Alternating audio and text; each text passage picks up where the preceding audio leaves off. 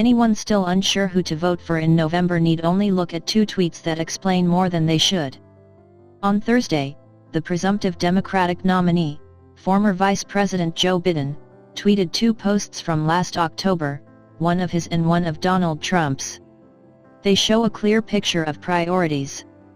At the time, Biden was not the presumptive nominee. He was one of a field that numbered more than 20. However, at that time he was usually riding close to the top of the polls. But it still was no sure thing, as the first primary votes showed, when he was no higher than the top 4 or 5 with votes. Despite not being the nominee at the time, he didn't have his head in the clouds. Nor was he campaigning on his Twitter feed.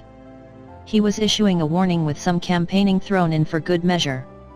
On October 25, 2019, Biden retweeted a post from the Washington Post that mentioned 195 countries were not ready for the pandemic.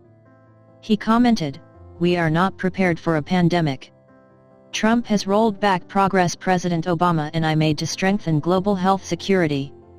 We need leadership that builds public trust, focuses on real threats, and mobilizes the world to stop outbreaks before they reach our shores." Remember, that was on October 25. Just over 2 months before China alerted the World Health Organization of a pneumonia-like virus. It was 3 months before the first person in the United States tested positive for the novel coronavirus and 4 months before what was initially recognized as the first death. 4 months before Trump said the whole thing was a hoax and 5 months before states began shutting down and sheltering in place. Trump tweeted, "To Tim Cook, the button on the iPhone was far better than the swipe." So Biden was worrying about the country possibly landing in the midst of a pandemic. Trump was musing about having to swipe his iPhone instead of having a home button. The presumptive nominee tweeted again later on Thursday and said, "The hard truth is that this crisis didn't have to be this bad."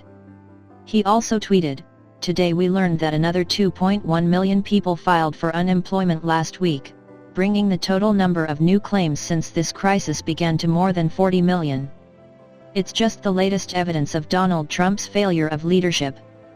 Compare that to Trump's tweet, "While chaos was breaking out on the streets of Minneapolis regarding the killing of George Floyd, these thugs are dishonoring the memory of George Floyd, and I won't let that happen," Trump continued. "Just spoke to Governor Tim Walz and told him that the military is with him all the way. Any difficulty and we will assume control, but when the looting starts, the shooting starts. Thank you." His words received a warning from Twitter.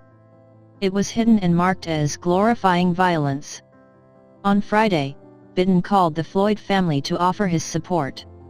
"I was grateful they took the call from me because I wanted to let them know how much courage and grace and how unimaginably painful it is.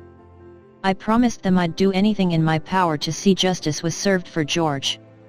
Those 2 tweets from October said a lot. They showed the priorities of these 2 men who will most likely be facing off against each other in November. Flash forward 7 months, and the priorities are still very disparate.